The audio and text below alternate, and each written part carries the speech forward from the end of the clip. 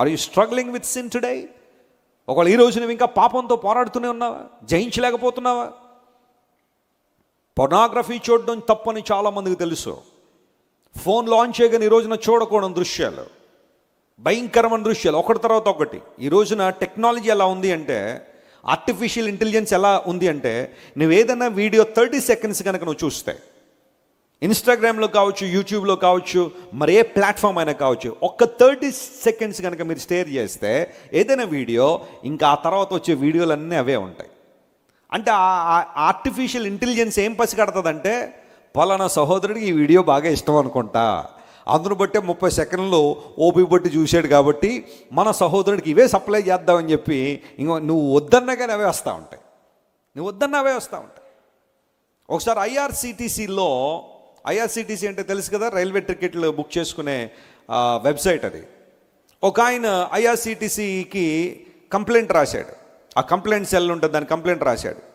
మీ వెబ్సైట్లో నేను ticket book చేసుకుని వెళ్తుంటే చూడకూడని దృశ్యాలన్నీ వస్తున్నాయి, మీ వెబ్సైట్ని సరి చేయండి అని చెప్పి ఉత్తరం రాశాడు. అప్పుడు వాళ్ళు రిప్లై ఇచ్చారు, తప్పు మా దగ్గర కాదు నాయన, నువ్వు చూసే వీడియోలే ఏ వెబ్సైట్ ఓపెన్ చేసినా దానిలో అడ్వర్టైజ్మెంట్గా వస్తూ ఉంటే ముందు నువ్వు మారాలని చెప్పి వాళ్ళు ఉత్తరం రాశారంటే వీడికి.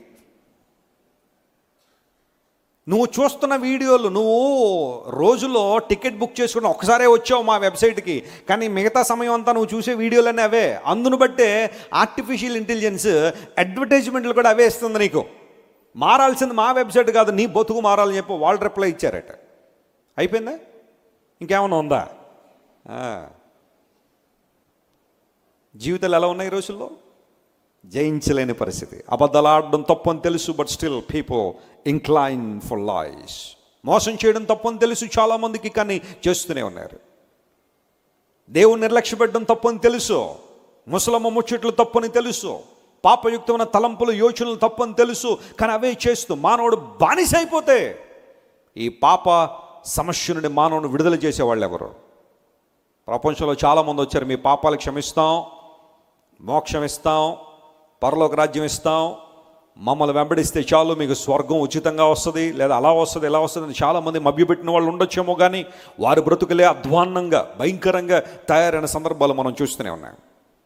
కానీ యేసు ప్రభు జీవితం పరిశుద్ధమైంది. నాలో పాపం ఉన్నదని మీలో ఎవరైనా స్థాపించగలరా? యోహాను 8:46లో యేసు ప్రభు సెలవిస్తే, ఈనాటికి కూడా యేసు ప్రభువులో ఈ పాపం ఉందని ఎస్టాబ్లిష్డ్ సిన్, ఆరోపణలు వేరు, ఒక వ్యక్తి మీద ఆరోపణ చేయడం వేరు, నిర్ధారణ చేయడం వేరు. అందును బట్టి యేసు ప్రభు కెన్ ఎనీబడి ప్రూవ్ అనే మాట వాడాడు. ఆయన రుజువు చేయగలరా నాలో ఉన్న పాపాన్ని? ఏ ఒక్కరు యేసయ్య మీద పాపాన్ని రుజువు చేయలేకపోయారు. ఆయనలో పాపం లేదు, పరిశుద్ధుడిగా లోకానికి వచ్చాడు.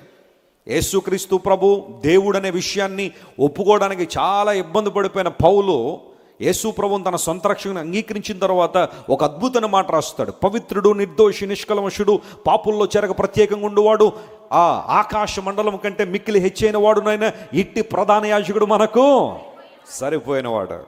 He fits for us. ఆయన మనకు సరిపోయిన దేవుడు. ఆయన చాలినవాడు.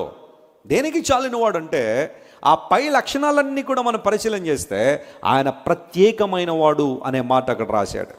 యేసు ప్రభువులో ఉన్న ప్రత్యేకత నీకు తెలుసా? ఆయన దగ్గరికి వస్తే నీ జీవితంలో జరిగే అద్భుతం ఏంటో తెలుసా? నీ బ్రతుకు మారుతుంది, నీ జీవితం మారుతుంది, నీ ఆలోచన మారుతుంది, నీ జీవన శైలి మారుతుంది. ప్రభువుని నిలబెట్టి అద్భుతాలు చేస్తారు.